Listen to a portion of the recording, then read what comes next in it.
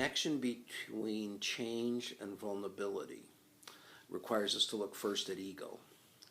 And as a teacher, I have ego invested in my teaching and in my performance.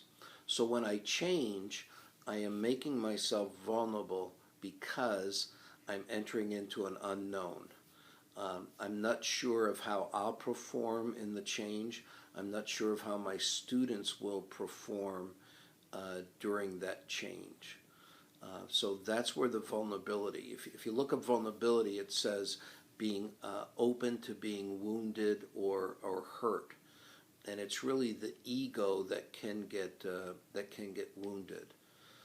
The power of being comfortable with vulnerability is having built a past where one can identify that although I may have difficulties, although I may make mistakes, although there may be some times of failure, my success in the past makes me confident that I can work through those difficulties and meet up with success again.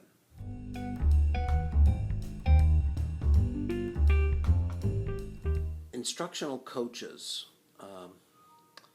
assist in building a teacher's comfort with vulnerability. And I'll start out with three ways that jump out at me. Number one is that they build the ego of the teacher. In other words, whenever I'm making myself vulnerable, I'm putting some of my ego at risk. So when instructional coaches identify teacher strengths and celebrate teacher successes, it builds the teacher's ego. The stronger my ego, the more open I can be to being vulnerable. Secondly, instructional coaches somewhat lower the risk of making oneself vulnerable because the instructional coach joins you in the process. So the instructional coach might be co-teaching with the teacher. They might be assisting in the planning, in which case there is shared responsibility for failure or mistakes that occur early on in that process. The teacher doesn't have to bear it all on him or herself. And lastly, there's comfort from being vulnerable when you've played out the worst case scenario in your head. So if I go into a new situation or a change and I've played out in my head, what's the worst thing that could happen?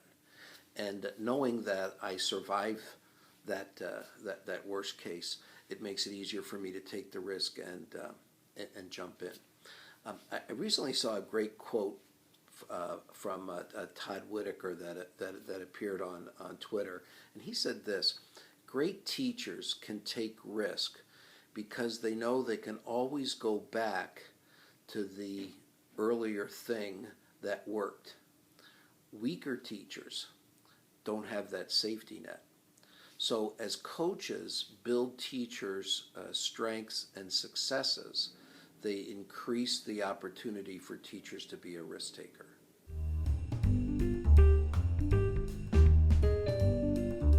Risk taking is part of learning.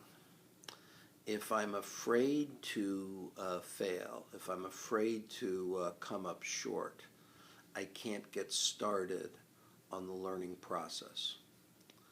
When teachers model their own comfort with being a risk taker, when teachers can put in front of students that I'm not always going to succeed on my first attempt, they're creating for students an important understanding.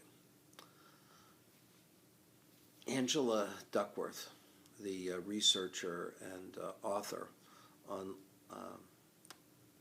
grit and the importance of grit, that ability to stick to something and accomplish it. Here's a quote of hers: "People who can set long-term goals and stick to them have a leg up on success in school and life. Without the ability to become vulnerable, I can't even get started on those goals.